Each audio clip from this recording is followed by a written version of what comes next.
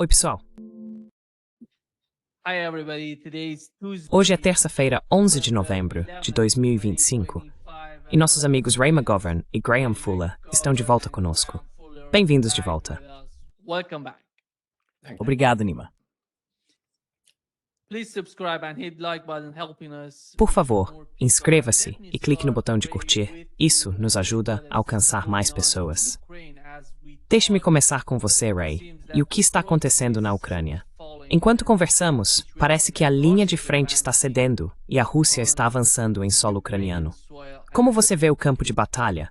O que está acontecendo lá? E isso vai ajudar a posição de Trump.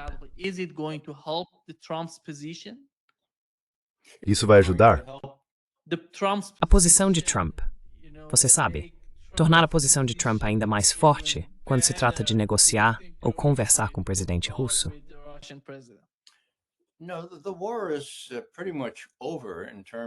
Não. A guerra praticamente acabou em termos de o exército russo ter derrotado o exército ucraniano. Eles têm caldeirões em torno de áreas específicas. 2 domingos atrás, o próprio Putin apareceu de uniforme para um suposto briefing do chefe do Estado-Maior.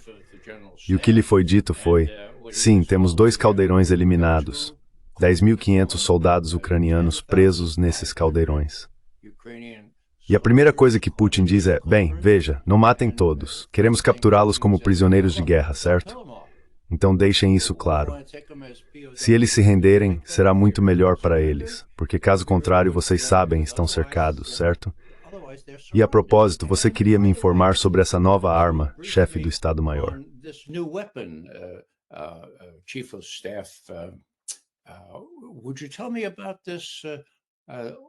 Você poderia me falar sobre esse Burevestnik? O que é isso? Então ele recebe todos os detalhes sobre esse míssil de cruzeiro movido a energia nuclear. Ele pode ficar no ar praticamente para sempre. Bem, até onde ele voou, general? 14.500 quilômetros. Ele poderia voar tão longe assim? Sim. Quanto tempo ficou lá em cima?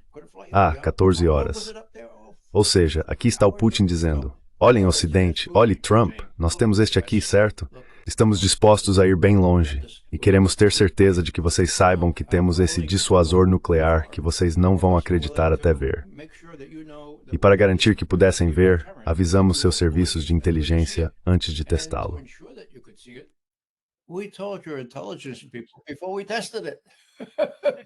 Cito é. Então, por favor, acredite nisso, certo? Acho que Putin está por cima, mas ainda está extremamente preocupado com o fato de pessoas como Hawley, Rubio ou Kellogg terem a atenção do presidente. E isso torna o presidente imprevisível, que é o pior tipo de característica em um presidente americano. Justamente aquilo que os russos sempre temeram. Então eles estão em suspense. E o ponto principal, e vou encerrar com isso, é a proposta deles, que já tem 7 semanas, feita em 22 de setembro. Olha, o novo START acabou. Ele expira em 5 de fevereiro. Mas estamos dispostos a manter os limites quantitativos sobre seus mísseis ofensivos, sejam eles ICBMs, mísseis balísticos lançados do mar ou bombardeiros. Manteremos o limite em 1.550 se vocês fizerem o mesmo.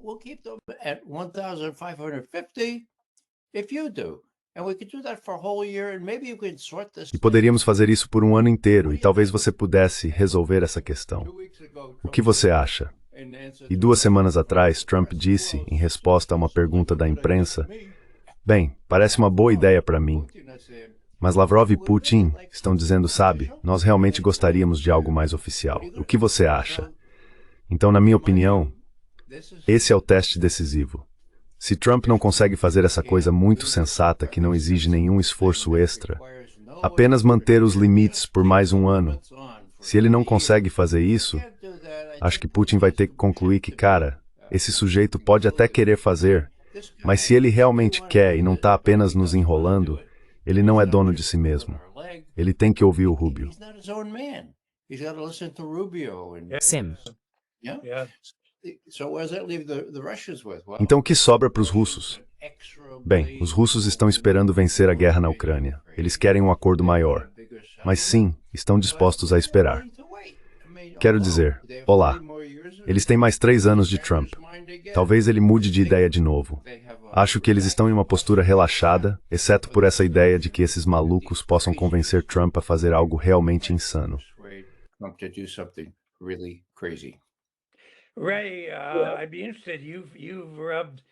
Ray, eu ficaria interessado. Você conviveu e teve contato com os chamados grandes de Washington ao longo dos anos.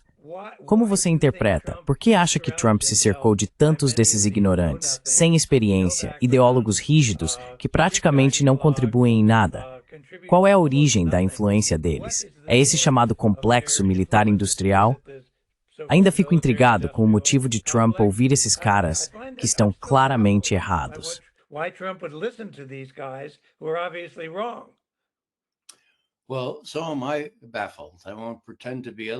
Bem, eu também estou perplexo. Não vou fingir o contrário. Então, o que eu faço? Atribuo isso a um narcisismo delirante. Quero dizer, ele aparentemente acredita que pode fazer isso, que pode fazer tudo sozinho. Se ele precisa manter alguns neoconservadores como Rubio por perto, e precisa manter o Kellogg com seu portfólio, ele pode fazer isso. De vez em quando você joga algo para eles comerem, mas não. Eu estou no controle, posso fazer tudo isso sozinho. Agora, o que milita contra isso são as suas idas e vindas, sabe? Essa abordagem de montanha-russa. Ok, vamos fazer uma cúpula. Não, melhor não fazer uma cúpula.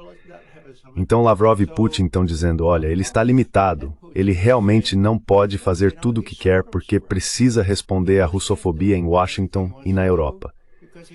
Então essa é a única conclusão a que eles podem chegar se quiserem dar a ele o benefício da dúvida. Isso basta. Esse é o meu palpite.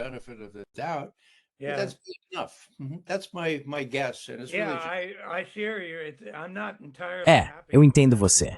Não estou totalmente satisfeito com essa explicação, mas é o que temos por enquanto. Parece-me, no entanto, que o campo de batalha é certamente extraordinariamente importante, talvez o mais importante nisso tudo. Mas no fim das contas, alguém vai ter que resolver a questão política que permita ao Trump salvar as aparências. E isso é complicado. Dane-se o Zelensky. Não acho que o Zelensky importe. Quer dizer, talvez ele seja um cara corajoso, talvez tenha unido sua nação. Tudo bem. Mas não acho que ninguém deva muito ao Zelensky. O Trump precisa salvar as aparências de algum jeito, e eu não sei qual será o artifício para isso. Talvez algumas dessas conquistas russas sejam, sabe, peões, como se diz, peças de troca no tabuleiro.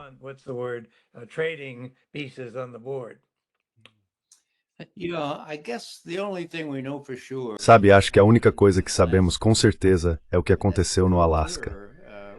E isso ficou mais claro com Lavrov falando sobre o que Trump supostamente prometeu em relação a conter Zelensky. Em outras palavras, Trump cedeu. Trump disse, tudo bem, não vou continuar insistindo em um cessar-fogo imediato. Vocês não querem isso? Tudo bem, eu desisto. Não vamos mais fazer isso. Vamos buscar o pacote completo. Um acordo de paz que inclua o reconhecimento dos seus interesses centrais.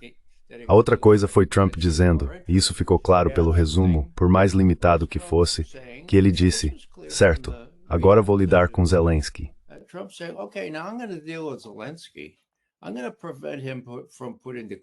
Vou impedir que ele acabe com tudo isso. E os europeus, eles não importam. Vou trazê-los à Casa Branca, entregar o roteiro e dizer, olhem, não haverá mais ajuda nossa para a Ucrânia. Fiquem à vontade para fazer isso por conta própria e nós cuidaremos do resto. Agora, Trump não fez isso. Ele não fez isso. Isso mesmo. Então ele se contradisse a ponto de, nesse cume de Budapeste que o próprio Trump propôs, de repente dizer, bem, não estamos prontos. Não vamos realizar isso. E os russos estão lá observando e dizendo, e o que está acontecendo aqui?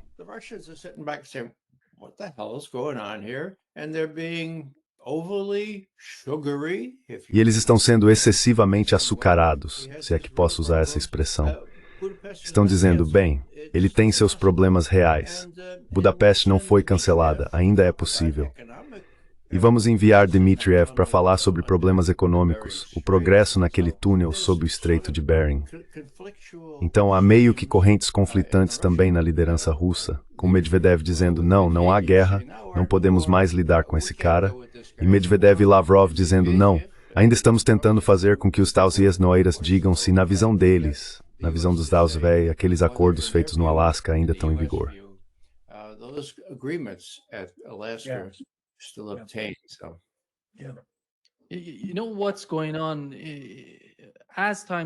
Sabe o que está acontecendo?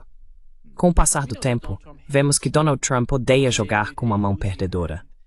É por isso que ele está tentando fazer de tudo para pressionar a Índia e a China, o que não funcionou. Ele está falando sobre a Turquia, e não parece que a Turquia vá obedecer à administração Trump. Mas e quanto ao convite? A visita dos países da Ásia Central?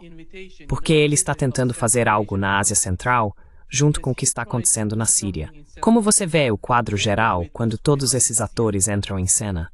Parece-me que Trump está tentando fazer de tudo para obter algum tipo de influência sobre o governo russo, o que, na minha opinião, não vai acontecer. Mas qual é a sua opinião sobre isso?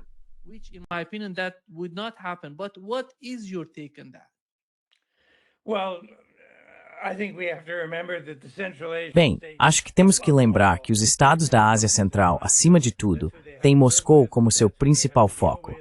É com ela que precisam conviver. É com ela que precisam lidar. É com ela que têm lidado há vários séculos.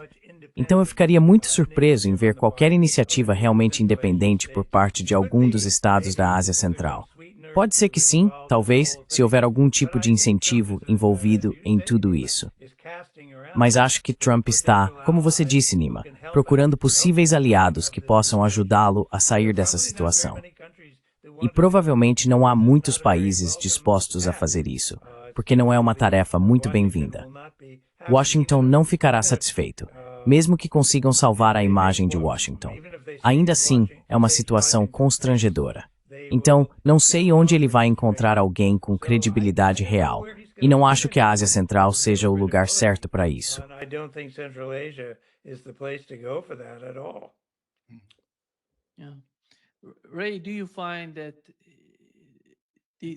Sim. Ray, você acha que a situação, porque o presidente sírio foi à Rússia e conversou com o presidente russo, parece que o resultado dessa reunião foi de alguma forma positivo, conforme relatado pelo presidente e por autoridades russas. Depois soubemos que Donald Trump, que deveria retirar as forças, você sabe, os soldados da Síria, decidiu em vez disso enviar mais tropas e construir ou ocupar uma nova base próxima a Damasco. Como você vê o jogo na Síria? Por quê? Afinal, eu realmente acredito que, além do que está acontecendo na Ásia Ocidental, é um campo de disputa para a Rússia e os Estados Unidos se confrontarem. Como você vê isso, Ray?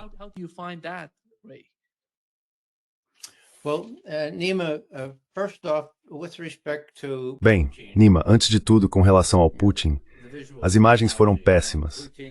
Sabe, o Putin subindo lá, e aquele cara, o Gelani, com o dobro do tamanho dele, apertando a mão de um conhecido decapitador do ISIS. Achei isso realmente lamentável. Agora, eu sou adepto da escola do realismo nas relações internacionais, certo, mas também tenho tendências humanas. Aquilo foi um pouco demais para mim. Então comecei a pensar por quê. Bem, o Putin é, acima de tudo, um realista. Ele quer desenvolver boas relações com quem quer que esteja governando a Síria agora. Quero dizer, os russos têm... Acho que ainda tem uma base aérea lá, não tem? Ainda tem Latakia. Não tenho certeza sobre uma base aérea, mas é definitivamente em Tatsu above me no Noroeste. Sim, então há uma presença ali. A escola realista diz que as pessoas fazem o que o realismo dita, ou seja, se há um cortador de cabeças, mas ele está no controle da Síria, você se reúne com ele, aperta sua mão e diz bem-vindo ao mundo real. Agora, no que diz respeito a Trump, foi realmente bizarro. Foi justamente ontem que eles se reuniram a portas fechadas, sem fotos, sem vídeo, nada. A única coisa que temos vem dos sírios, e eles têm fotos de Jolani, ou seja lá como ele se chama agora, e de Trump. Então Trump está tentando garantir que faça o que Israel quer. Israel está por trás de toda essa questão em relação à Síria.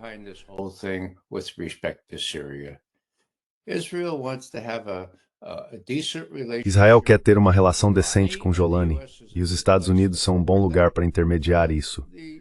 Os israelenses já tomaram as colinas de Golã com permissão expressa de Trump. Eles avançaram para dentro da Síria, mais a oeste, e enquanto os turcos não entrarem com muita força, na minha opinião, e Grão, você sabe mais sobre isso do que eu, Enquanto Jolani tiver algum apoio dos Estados Unidos e os Estados Unidos apoiarem Israel, então Jolani fica satisfeito em deixar Israel agir até certo ponto. E isso está no cerne de tudo isso, assim como está no cerne de toda a política dos Estados Unidos em relação àquela região do mundo.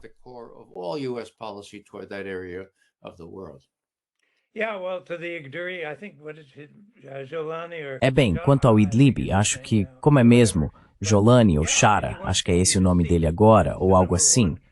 Mas sim, quero dizer, ele quer manter o cargo dele. Esse é o principal objetivo de todo governante, em todo o Golfo, talvez até fora dele. Então acho que não há outro poder. Jolani ou Shara preferiria lidar diretamente com Washington, eu acho, do que com Bibi, Deus sabe. Mas esse cara, quero dizer, acho que Washington e a Rússia estão meio que disputando um pouco por posição, para ver quem pode ter algum tipo de voz na nova Síria e no que a nova Síria vai ser. Mas acho que está longe de estar claro quem é esse cara, o que ele quer. Ele costumava ser um cortador de cabeças, como você diz, um extremista religioso de direita. Mas sabe, você pode mudar se o seu emprego depender disso.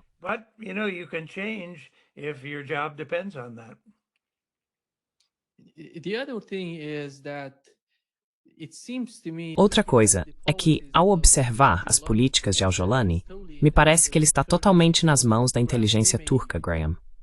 Você pode ver dessa forma também, porque ele está tentando jogar dos dois lados, como podemos perceber. Essa é uma tradição turca, sabe? Jogar com todos os lados e, de alguma forma, encontrar um caminho. E assim como Zelensky, que eu realmente acredito está nas mãos do MI6, parece que eles conseguiram controlar Al-Jolani na Síria e estão o direcionando, indo à Rússia, indo a Washington. E a Turquia não está em uma boa posição na Síria, Graham, porque eles achavam que a queda do regime de Assad facilitaria suas ambições lá. Isso não está acontecendo.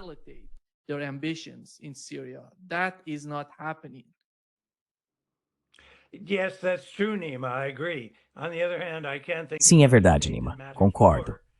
Por outro lado, não consigo pensar em outro país que tenha mais importância na fronteira com a Síria do que a Turquia. O Irã, é claro, em teoria, terá relevância mais adiante. E Israel possui grandes capacidades de poder destrutivo dentro da Síria, mas a Turquia não vai desistir. Esta é realmente, de muitas maneiras, a região central do antigo Império Otomano, como você sabe. Acho que haverá uma grande disputa pelo coração e pela alma de quem a Síria pertence. E Jolani está sob pressão, entre outras coisas, para ser um bom muçulmano e um bom árabe. Até agora, não sei como ele tem se saído nessa tarefa.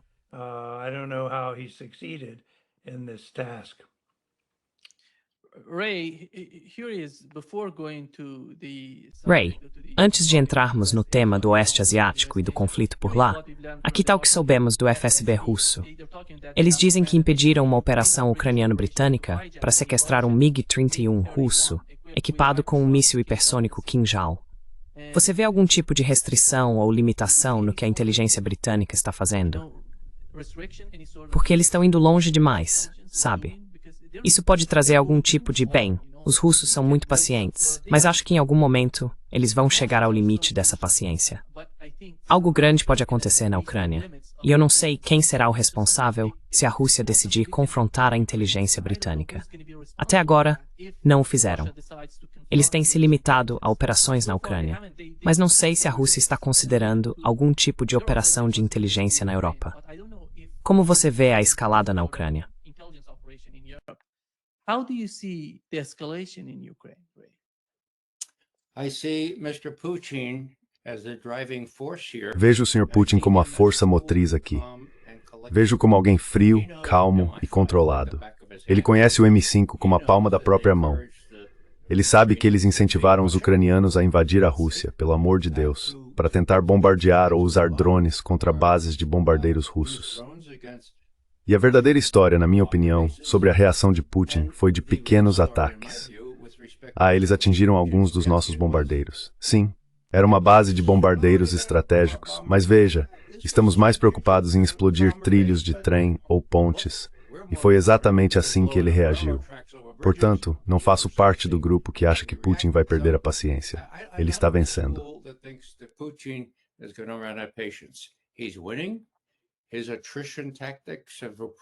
As táticas de atrito dele têm se mostrado muito bem-sucedidas, poupando, aliás, muitas vidas de soldados russos. Ele tem a vantagem aqui. Se ele conseguir lidar com Trump, eventualmente, e estamos falando de meses agora, na visão de Putin, na minha visão, bem, tudo bem.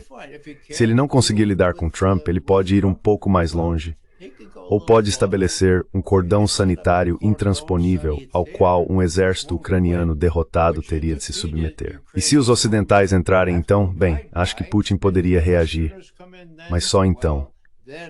E não acho que os europeus ocidentais ou os europeus em geral sejam tão tolos a ponto de colocar suas próprias tropas na Ucrânia.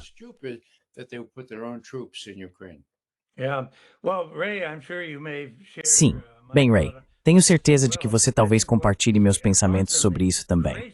Acho que além do aventureirismo insano dos britânicos, ainda existe a possibilidade real de operações de bandeira falsa realmente perigosas. Já vimos isso com esses chamados drones russos, que atacaram 3 ou 4 países da OTAN, incluindo a Polônia. Eles estavam em todos os noticiários. Bem, acho que depois foram amplamente desacreditados, e as pessoas disseram que não. Eles não vinham realmente da Rússia, foram redirecionados, ou algo assim.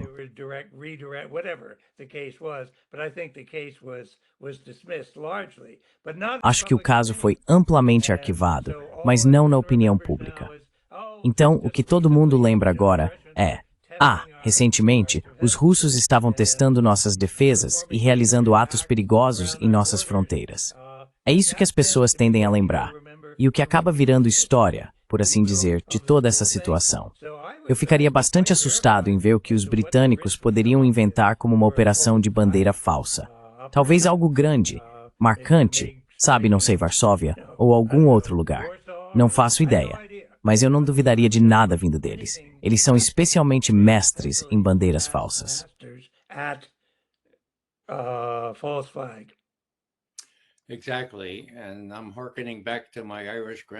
Exatamente. E agora estou lembrando do meu avô irlandês que dizia: Raymond, você sabe por que o sol nunca se põe sobre o Império Britânico? Eu disse: claro que sei. Ele respondeu: você não sabe. Sente-se, eu vou te contar. O sol nunca se põe sobre o Império Britânico porque o bom Deus nunca confiaria nos britânicos no escuro. Certo. Tudo bem. É só que, sabe, eu concordo com você. Uma operação de falsa bandeira de verdade poderia mudar tudo, mas teria que ser a Tonger Turducher, que provavelmente a Rússia anteciparia. The Russian intelligence would anticipate it. And even then, Putin... E mesmo assim, sabe, o Putin está desgastando. Ele reagiria de forma exagerada? Bem, seu principal objetivo é evitar uma troca nuclear. E ele tem sido realmente cauteloso demais, na opinião de muitos russos. Então eu acho, é uma bênção, uso a palavra com cuidado, que ele seja tão atento ao que Trump possa acabar sendo persuadido a fazer pelos britânicos ou por qualquer outra pessoa, que ele é extremamente cuidadoso e que os russos têm uma alta tolerância para esse tipo de operação de bandeira tantávaos, por mais sinistra e explosiva, literalmente, que possa ser.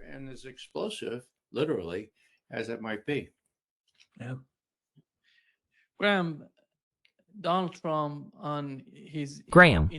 Trump, em sua entrevista nos 60 Minutes, disse que Rússia e China têm testado armas nucleares e que é por isso que nós vamos fazer o mesmo. Mas não há evidências disso.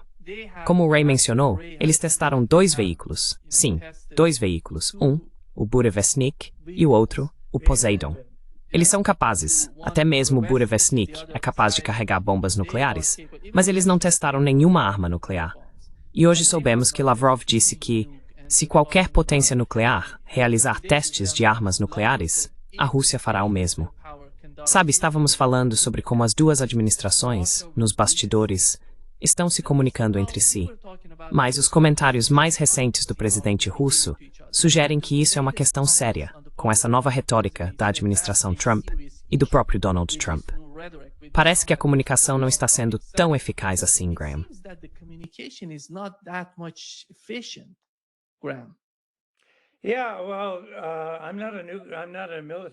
É bem, eu não sou um especialista militar nessas coisas. O Ray sabe bem mais do que eu sobre as armas envolvidas. Mas quero dizer, o Trump, toda semana, a gente ouve alguma nova proposta absurda. Você pode dizer que é porque ele é louco, ou porque não sabe o que está fazendo, ou porque é descuidado. Ou pode dizer que tudo isso é uma campanha de amaciamento bem calculada, em que ele mantém o inimigo desprevenido e muda de assunto justamente quando se encontra numa posição difícil. E eu não sou especialista o bastante em Trump para dizer qual é o verdadeiro Trump. Ou talvez todos esses sejam o verdadeiro Trump. Eu não sei até que ponto devemos levar a sério essas últimas sugestões ou propostas que soam absurdas para os russos ou para outras pessoas com quem Trump está lidando. Eu não sei o que se passa na cabeça dele.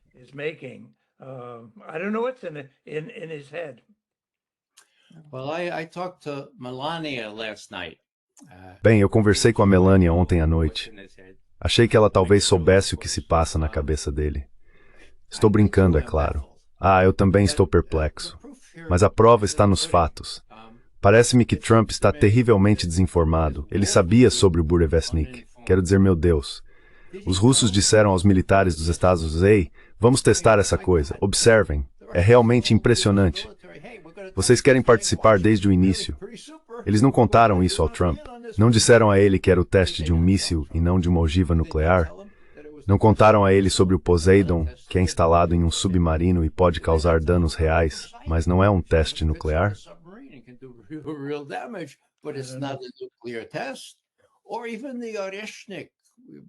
Ou até mesmo o Burevestnik, que já tem mais de um ano agora. Isso pegou Trump completamente de surpresa. Acho que temos que considerar a possibilidade de que a resposta seja sim. Sim, sim, para todas essas coisas. Então, quando ele ouve falar do Burevestnik, por exemplo, anunciado pelo próprio Putin, você sabe, ele vai querer revidar. Ele diz: ok, vocês começam esses testes, nós vamos começar testes nucleares também, sem ter a menor ideia do que está falando. Então esse é o teste. Agora, os russos estão um pouco perplexos, porque tentaram obter uma explicação dos Estados, e Lavrov diz que tentam descobrir o que eles querem dizer com isso, mas não recebem resposta. What they mean by this, but we get no answer. So, in my view, it was an off-the-cuff sort of thing. Então, na minha opinião, foi algo dito de improviso. Levaria 3 anos para preparar tudo para testes adequados nos Estados Unidos. E os russos estão dizendo: sim, se vocês fizerem, nós faremos também. Em vez disso, vamos cumprir as restrições quantitativas sobre taxas de mísseis ofensivos que estão contidas no Tratado New START, que expira em 5 de fevereiro. Esse será o teste decisivo. Se Trump não conseguir concordar com isso, algo claramente sensato, então acho que Putin terá de dizer: talvez vocês outros estivessem certos. Talvez simplesmente não possamos confiar nesse cara. Talvez ele não esteja sendo contido pelos falcões e pelos europeus. Talvez ele realmente esteja nos enganando. Talvez tenhamos apenas que encarar essa realidade.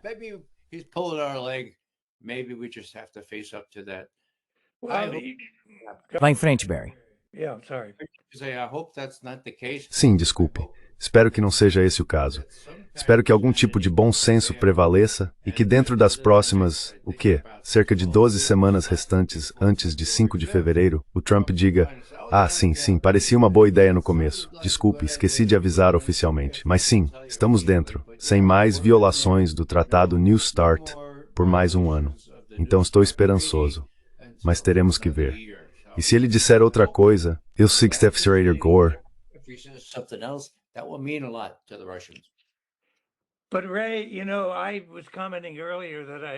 Mas, Ray, veja bem, eu estava comentando mais cedo sobre como pode ser que Trump se cerque não apenas de falcões, neoconservadores e pessoas que odeiam a Rússia, mas também de indivíduos incompetentes e ignorantes em cargos supostamente estratégicos. Você está muito mais próximo, e sempre esteve, dos centros de poder em Washington do que eu jamais estive. Onde você vê alguma voz, digamos, alguém como Doug McGregor ou alguém parecido, onde você vê alguma voz de calma, alguma visão ou senso de realismo que possa em algum momento chegar até Trump. Eu não conheço todos os atores em Washington. Deve haver alguém por aí. Obviamente, como eu disse, Doug McGregor me vem à mente, e eles se conhecem e acho que se respeitam. Mas de onde está vindo algum conselho ponderado?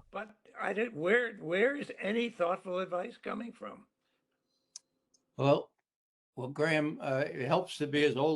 Bem, Graham, ajuda a ter a minha idade, porque assim como você, servi em várias administrações. Durante a primeira administração Reagan, de 81 a 85, eu tinha uma posição privilegiada. Eu fazia briefings individuais com o vice-presidente Bush, o secretário de Estado Shultz, o secretário de Defesa Weinberger e o chefe do Estado-Maior Conjunto.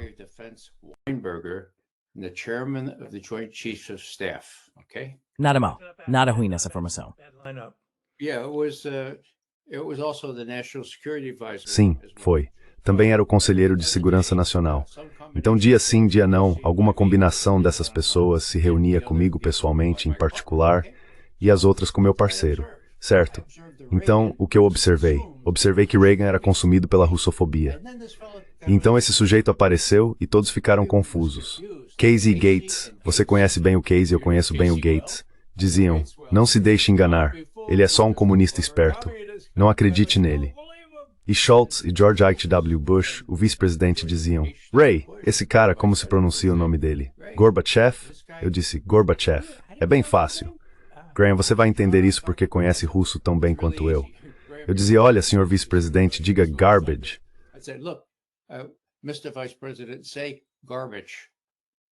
Lixo. Agora diga off.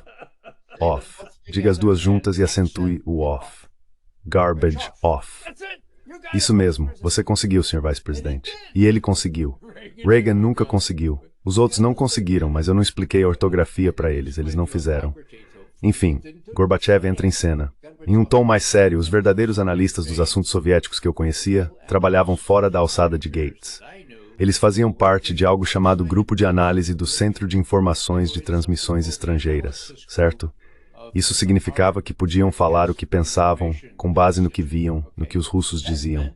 Eu costumava visitá-los regularmente. Eles me contavam o que realmente estava acontecendo.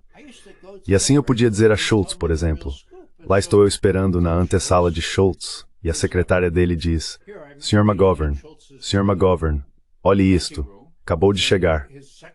Mr. McGovern, look at this just came in. The Secretary of State invited to go to Moscow. O secretário de Estado convidou para ir a Moscou. Gorbachev o convidou. Muito obrigado. Era um teletipo. Você precisa entender que naquela época, sabe, as máquinas de teletipo, AP, UP, Reuters. Então ela puxou o teletipo e eu fui ver o secretário Shultz. Eu disse, eles já lhe contaram? E ele respondeu, não, você foi convidado para ir a Moscou. Ele me olha, sorri, um sorriso estranho e diz, suponho que seus superiores diriam que essa é uma péssima ideia. Então McGovern se levanta à altura da situação e diz, senhor secretário, o senhor sabe que eu frequentemente discordo dos meus superiores quando se trata da política externa soviética, e eu tenho um certo histórico nisso. Ah, é verdade. Certo, ótimo.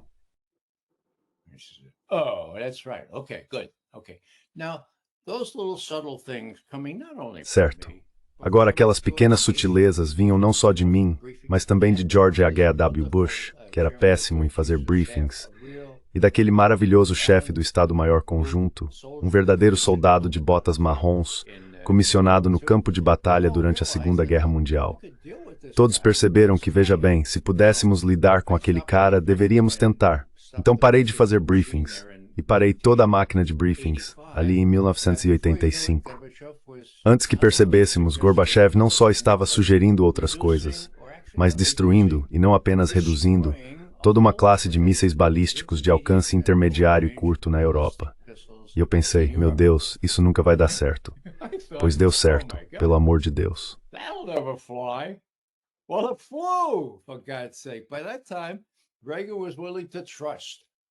Naquela época, Reagan estava disposto a confiar, mas verificar.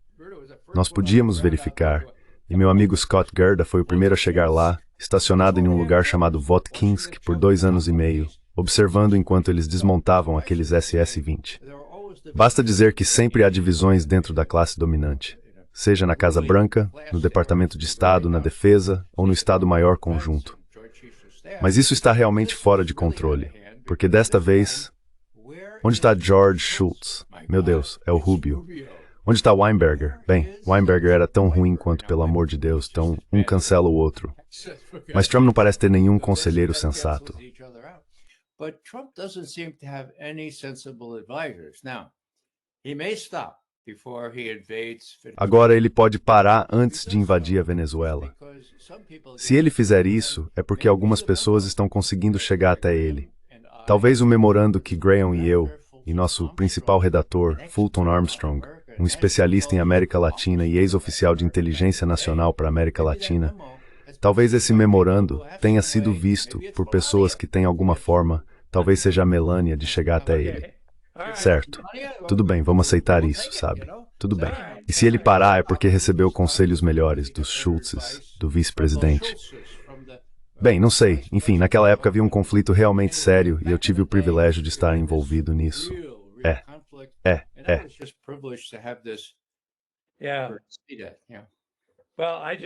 Bem, eu simplesmente não vejo muito bom senso por aí. Só isso. Não tenho certeza se já houve muito, mas talvez fosse um pouco melhor antigamente. E você teve o privilégio de ver isso. Graham, I think you brought out a very important Graham, when it comes to the acho que você levantou um ponto muito importante quando se trata das políticas oficiais de Washington. Anthony Blinken and Jake Com o governo Sullivan, Biden, they talked tínhamos about Anthony Blinken e Jake Sullivan. what they Toda vez que eles falavam, sabíamos qual era a política oficial dos Estados Unidos, o que eles queriam e o que estavam tentando alcançar. you don't see Qual é o principal objetivo na Ucrânia, por exemplo? as Mas isso não acontece no governo Trump, Secretary of State porque, and, como o Ray acabou de mencionar, you know, o secretário de Estado e o assessor de segurança nacional, esses dois cargos, são basicamente a mesma pessoa, Marco Rubio. Ele não fala muito. Nós realmente não sabemos o que está acontecendo com Rubio, nem mesmo em relação à Venezuela. Ele também não tem dito muita coisa sobre isso. Mas temos a Tulsi Gabbard. Recentemente, ela tem se manifestado contra a mudança de regime. Ela afirmou claramente que a mudança de regime não vai beneficiar os Estados Unidos. regime change is not going to benefit the United States. Sim, vá em frente. And I see not only Tulsi Gabbard, I E eu não vejo apenas Tulsi Gabbard. Vejo também o vice-presidente. Ele tem uma compreensão melhor e mais realista do que está acontecendo na Ásia Ocidental e na Ucrânia. E eu não sei como, estou falando sobre J.D. Vance ser razoável, pelo menos para conversar, mas essas pessoas não são muito consideradas dentro do governo Trump. Tulsi Gabbard está um tanto isolada. These people Tulsi Gabbard is somehow isolated. You know, Well, even with the fact that she's there at all, Sabe, mesmo com isso, o fato de ela estar lá já é impressionante, eu acho. As pessoas tentaram bloqueá-la e impedi-la. Na verdade, chegaram a expulsá-la do Partido Democrata por causa de suas políticas. Mas sabe, Nima, antes de mais nada, eu não vou chorar pela perda de Blinken e Sullivan. Talvez você também não. Mas quero dizer, tenho certeza de que você se lembra daquele tal Blinken, que tinha todos os bons modos, sabia falar francês corretamente, sabia qual xícara e colher usar, esse tipo de coisa. Mas veja, ele foi até o Alasca para se encontrar com Wang Yi. Isso foi, não sei, há uns 2 anos, e eu nem lembro direito sobre o que a reunião deveria ser. Mas Blinken chegou e disse, certo, agora deixe-me dizer qual é a nossa posição e o que esperamos que vocês façam. Now let me tell you what our position is and what we expect you to do. And he mentioned a few things. And if you remember, E ele mencionou algumas coisas. E se você se lembra, Wang Yi empurrou a cadeira para trás, levantou-se e disse, Sr. Blinken, a China não aceitará ser tratada dessa maneira. Isso é inaceitável. Quem o senhor pensa que é, afinal? E eles encerraram a reunião e saíram. Então, não acho que tenha havido muito do que os alemães chamariam de uma espécie de sensibilidade instintiva para a situação. Sabe, talvez eu te surpreenda de certa forma. Não sou muito adepto do sionismo, o que certamente não é surpresa para você. Mas também fiquei, acho que já mencionei isso antes, meio chocado quando Trump nomeou aquele cara, o corretor de imóveis, o nome está na ponta da língua, Steve Witkoff. Steve Witkoff, é. Pensei, meu Deus, um empresário judeu sionista de Nova York vai conversar com Putin. Zionist businessman is going to go off and talk to Putin.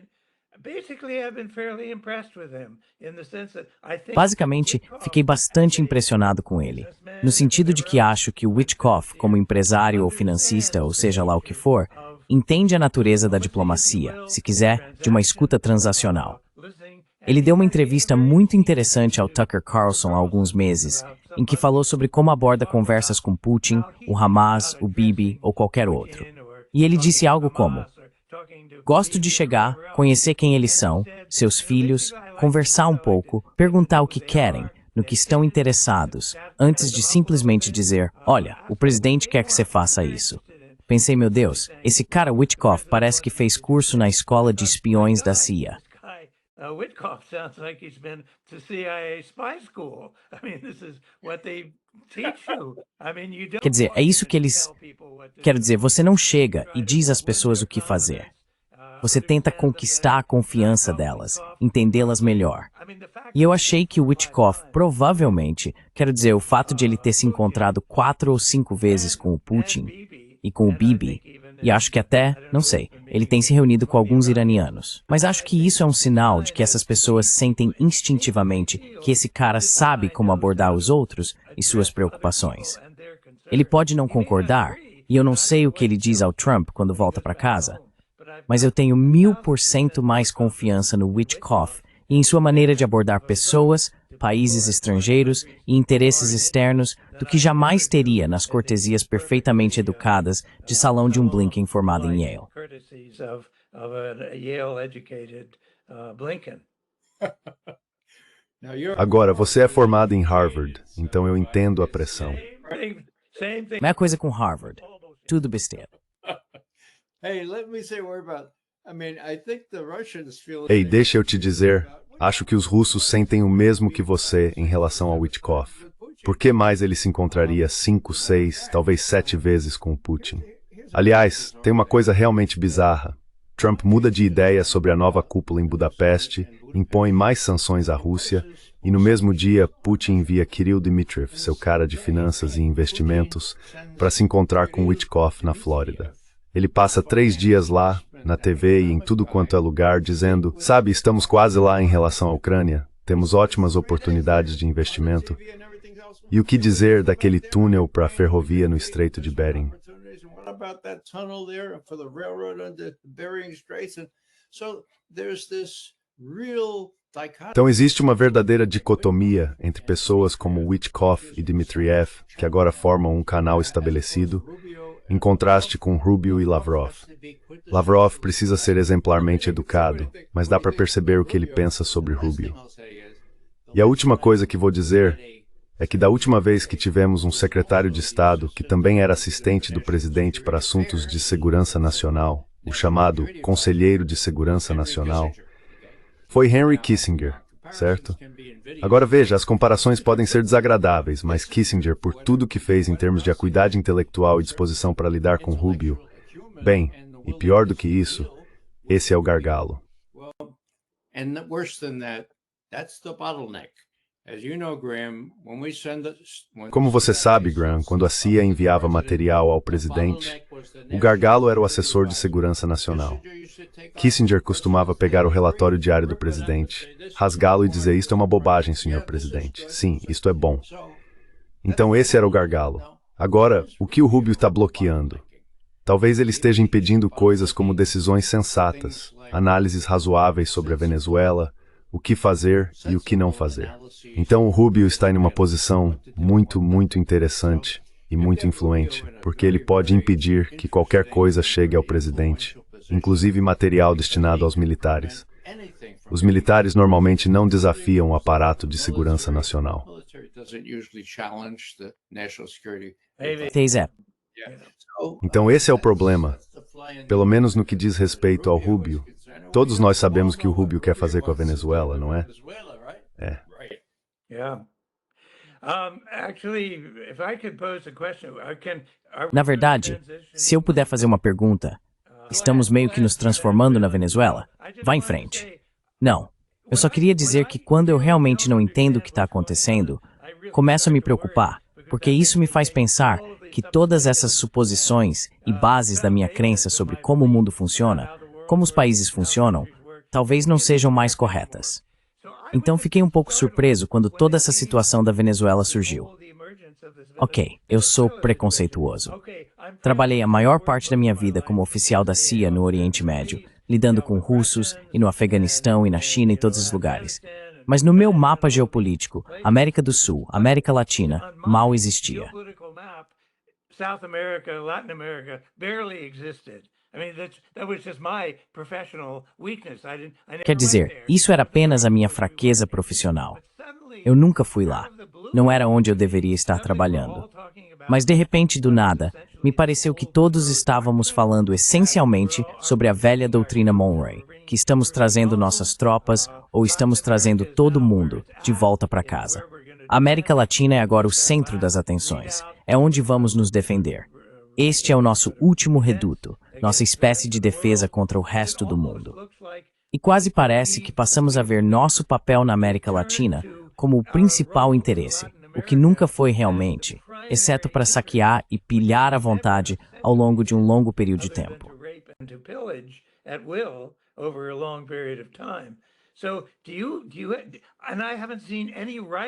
E eu não vi nenhum texto dizendo, adivinhem, pessoal, nova doutrina, nova estratégia, estamos todos voltando para casa, estamos voltando para o hemisfério ocidental.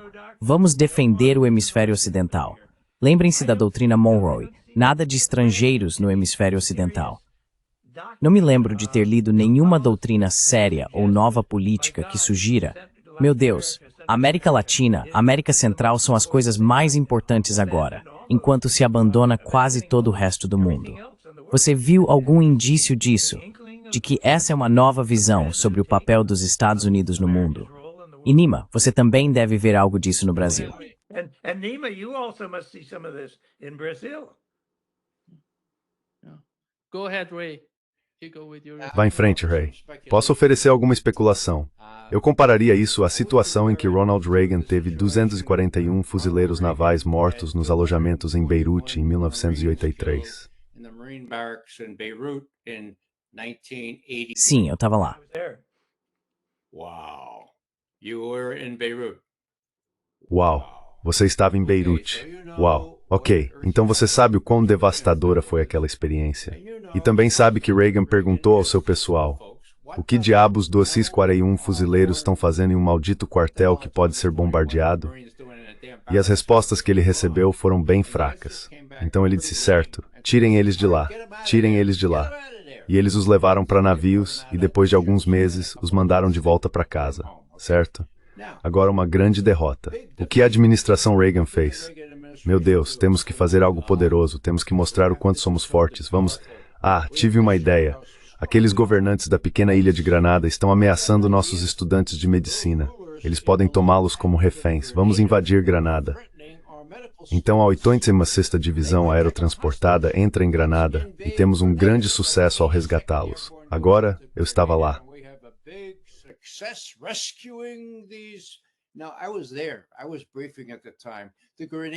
Eu estava fazendo um briefing na época. As autoridades granadinas já tinham dito, tio, nós os mandaremos de volta no próximo navio. Mas não. Nós precisávamos ter nossa vitória para mostrar o quão poderosos éramos. Agora, minha analogia pode estar completamente errada, mas não apenas os russos estão vencendo na Ucrânia. Eu diria que ainda mais importante, eles perderam no Extremo Oriente, certo? Quando houve aquele grande desfile, aquela grande assembleia em Pequim no início de setembro, ficou claro que a maior parte das pessoas no mundo é governada por essas potências, e elas não querem viver sob o ditame dos Estados Imam. Os chineses são realmente poderosos e é uma tolice tentar construir uma marinha e lutar contra eles. Então eles se reuniram em Washington e disseram, o que vamos fazer a respeito disso? Isso é terrível. E disseram, bem, vamos voltar nossa atenção.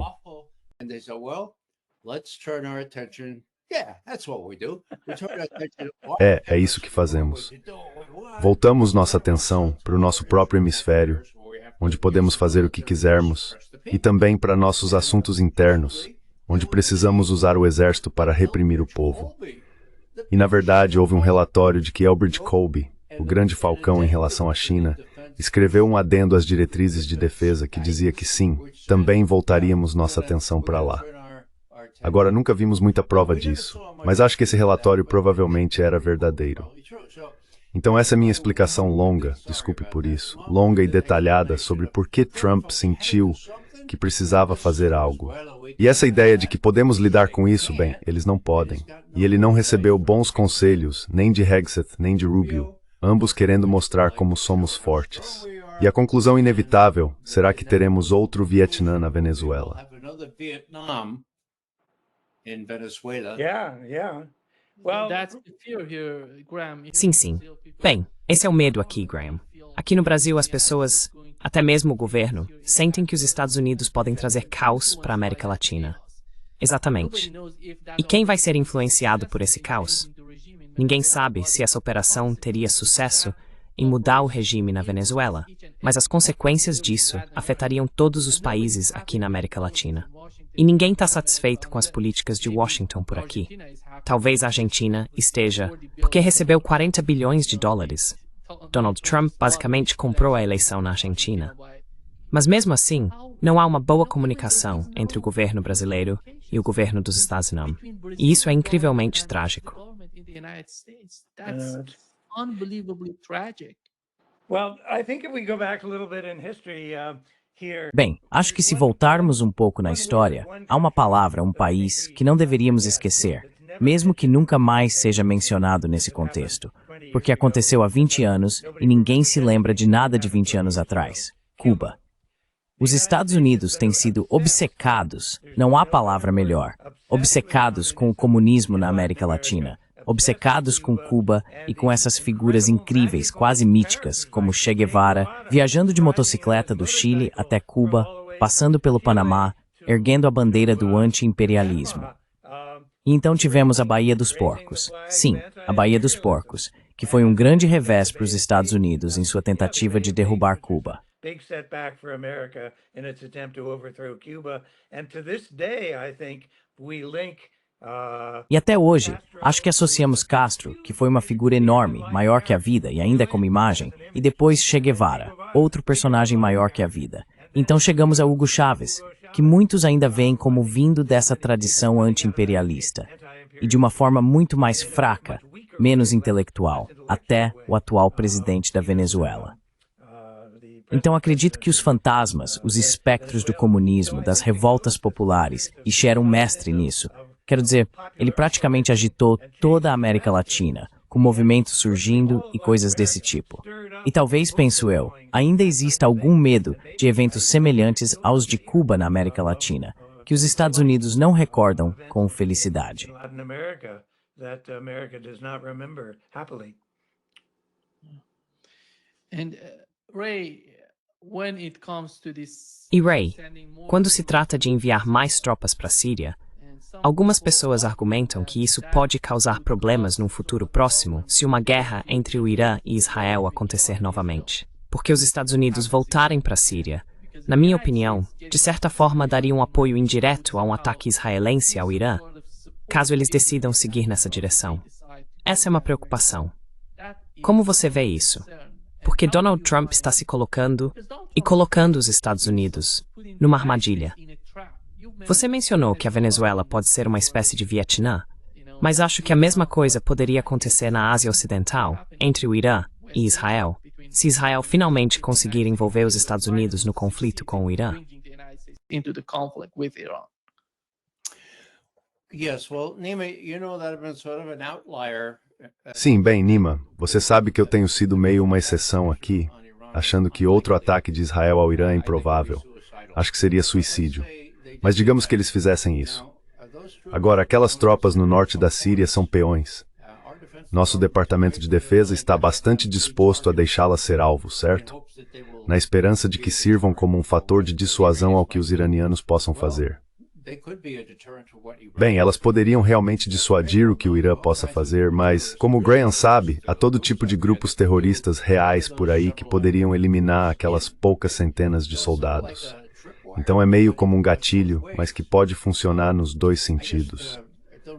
Eu realmente não sei sobre a Síria, isso meio que me confunde, mas com o Jolani na Casa Branca ontem e tudo mais, tá em fluxo, na minha opinião. O Caribe e a Venezuela me preocupam muito mais. Venezuela is a much greater concern to me, and I mentioned. E eu mencionei a analogia com o Vietnã. Deixe-me aproveitar este momento para mencionar um livro que acaba de ser lançado hoje do premiado autor James Bradley, que escreveu Flags of Our Fathers. Chama-se Precious Freedom e é único porque se baseia em seus 10 anos vivendo no Vietnã, entrevistando todo tipo de pessoa e descobrindo que não foi que os Ados perderam, mas que os vietnamitas venceram. É um livro comovente. Fala sobre emoções e sobre como o Tio Ho guiou os vietnamitas e como a inteligência dos Estados Unidos realmente cometeu erros graves. E o Graham vai se lembrar disso tão bem quanto eu.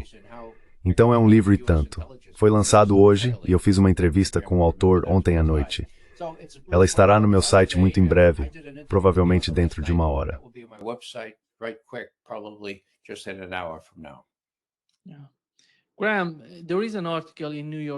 Graham, há um artigo no The New York Times que foi publicado ontem.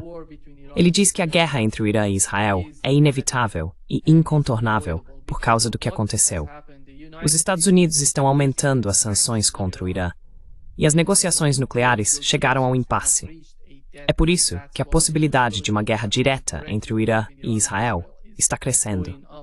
Você acha que, com o que já aconteceu até agora entre o Irã e Israel, e com o passar do tempo, à medida que aprendemos mais sobre as realidades em ambos os países, qual é o seu entendimento sobre a posição do governo Trump? What's your understanding on the position of the Trump administration on that? Well, first of all, Bibi calls the shots. Bem, antes de tudo, é o Bibi quem dá as ordens. Não sei quanta influência o Trump tem. Deve ter alguma, porque obviamente o apoio americano, pelo menos o apoio defensivo, é vital. Por outro lado, receio que eu teria de me alinhar com as interpretações mais pessimistas, principalmente olhando para as tendências de longo prazo. Quero dizer, temos aqui o Irã, talvez o estado mais importante e o maior do Oriente Médio, com capacidades quase nucleares e sua hostilidade ao sionismo. Isso não é para sempre, mas acho que vai durar por um bom tempo. Sabemos das ambições de Israel por uma grande Israel.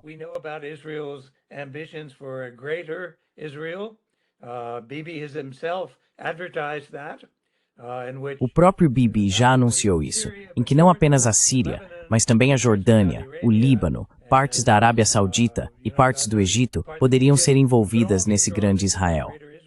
Então acho que as questões em jogo são muito poderosas e não consigo imaginar Israel realmente abrindo mão dessas ambições. Agora, eles podem decidir, bem, por enquanto é muito perigoso, ou a posição interna de Bibi não é muito boa.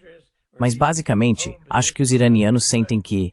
Desculpe, os israelenses sentem que essa é uma guerra que precisa acontecer, que vai acontecer. É um confronto, por assim dizer, entre potências que precisa acontecer.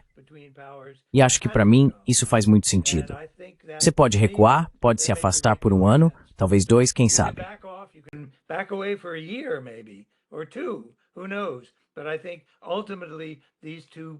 Mas eu acho que, no fim das contas, essas duas potências estão destinadas a entrar em conflito, porque é Israel que está determinado a dominar completamente o Oriente Médio. E isso não é algo do qual o Irã esteja disposto a fazer parte. Então, não acho que o cenário seja bom. Talvez possamos adiar isso por um tempo. E você tem razão, Nima. Acho que Israel sofreu muito mais com aquela guerra de 10 ou 12 dias do que quis admitir. Mas está ficando claro que eles realmente sofreram bastante. Supostamente foi Israel quem pediu o cessar-fogo, não o Irã. Só tenho medo de que isso já esteja traçado, algo que precisa acontecer, destinado a acontecer, infelizmente. Trata-se de determinar quem será realmente a principal potência no Oriente Médio.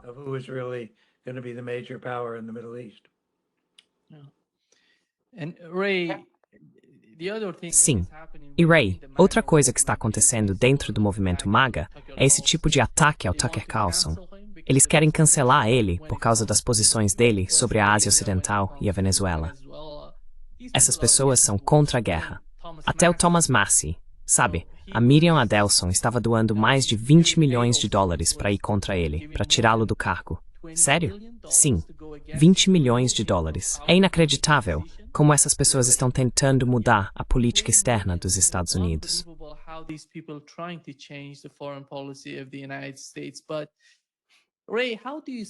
Mas Ray, como você vê a fratura? O que está acontecendo dentro do movimento MAGA? Essas pessoas que são contra a guerra sem fim, contra o genocídio em Gaza, e aquelas que ainda tentam manter suas posições, manter seu poder de influenciar a opinião pública. Sabe, tivemos Charlie Kirk, Tucker Carlson, Candace Owens. E não parece que a situação esteja melhorando, mesmo com a compra, sabe, do TikTok. Esses insiders comprando o TikTok e tudo mais. Você tá vendo o que tá acontecendo? E eles compraram a CBS. A CBS, exatamente, é. CBS, exactly, yeah. Oh, Nima, you're quite right in the way you describe things. Bem, Nima, você está absolutamente certa na forma como descreve as coisas. Eu não sou especialista em política interna aqui, então vou deixar essa passar. Acho que você descreveu algo muito sério. Só acrescento que me lembro, lá em 2001, quando Netanyahu estava na sala de estar de verdadeiros apoiadores, e a câmera de vídeo estava ligada. Ele estava se gabando disso e daquilo. E ele disse, desliguem essa câmera de vídeo. Mas eles não desligaram. Então vemos Netanyahu, está no YouTube, dizendo, sabe, os americanos, eles sempre podem ser conduzidos na direção certa. Você sabe que porcentagem dos americanos nos apoiam, não importa o que façamos? 80%. Isso é absurdo. As palavras de Netanyahu, absurdas, certo? Bem, não é mais assim, ok? Não sei se é 50%. Então há uma mudança profunda aí. Mas quanto a como tudo isso se reflete na política interna, Grant trabalhador que me trabalhou mais muito me sabes for e torto small marad. Talvez a torce nessas ways da tive. Shed a lot more light on it than I can. Well, Ray, I mean, you and I both watch the same. Bem, Ray, quero dizer, você e eu assistimos aos mesmos programas de TV. Quando você tem um cara como o Tucker Carlson, o que ele tem, uns 20 milhões de seguidores ou algo assim, fazendo análises e discussões longas e muito duras sobre o que Israel realmente contribui para os Estados Unidos. Ele diz, e John Mearsheimer, ok, ele é um estudioso, um acadêmico, mas ele diz que Israel não é uma vantagem para os Estados Unidos. É uma pedra amarrada ao nosso pescoço, nos arrastando para baixo contra nossos próprios interesses. Quero dizer, vemos isso em todo lugar, todos os dias. O caso do Charlie Kirk, a geração mais jovem, quando perguntei à minha filha sobre meus netos e as opiniões deles, ela disse que todos são extremamente anti-Israel.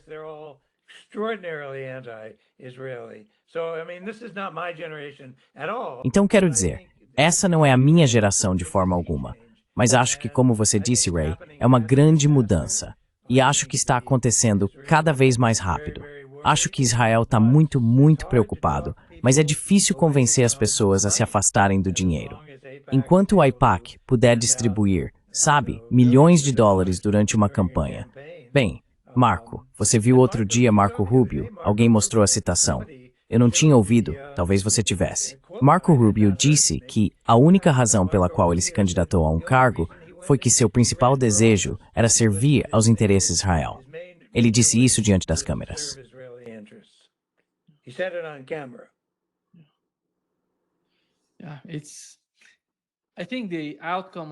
Acho que o resultado da eleição para prefeito em Nova York é muito revelador, sabe? Porque quando perguntaram aos candidatos, depois de eleitos, para onde iriam, todos disseram, vamos para Israel. E Zohran Mamdani disse, vou ficar em Nova York, porque sou o prefeito de Nova York. Vou servir a vocês. E sabe o que é fascinante? Mais de 75% das pessoas, jovens com menos de 30 anos, votaram nele. Inclusive judeus. Inclusive judeus, exatamente. É impressionante o que aconteceu, e acho que isso mostra como a opinião pública está mudando nos Estados Unidos e como o tema se torna sensível quando se trata de Israel. Mas, vá em frente, Ray. But go ahead, Ray. Just add a little note here. The funniest Vou só acrescentar uma observação aqui. was the governor A coisa mais engraçada que vi foi o governador do Texas dizendo, qualquer nova-iorquino que tentar fugir de Nova York e vier para o Texas, nós vamos prendê-lo. Fala sobre divisão no nosso país. Bem, eu só achei que valia a pena mencionar isso para descontrair. Well, anyhow, Yeah. I just thought I'd throw that in for merriment. No, I think it's exciting times with all the Não, changes. acho que estamos vivendo tempos empolgantes, com todas essas mudanças no ar. Não sei, acho que isso vai ser algo muito sério. O caso Mamdani é só uma parte disso, mas acho que os tempos estão mudando rápido e vamos ver, mas realmente tempos empolgantes. we'll see. É, com certeza. Really exciting times. Yeah, for sure. Thank you so Muito obrigado, Ray e Graham, por estarem conosco. Um grande prazer, como sempre. My pleasure, Nima. Good discussion. Thanks. Foi a dizer-me, Boris, obrigado.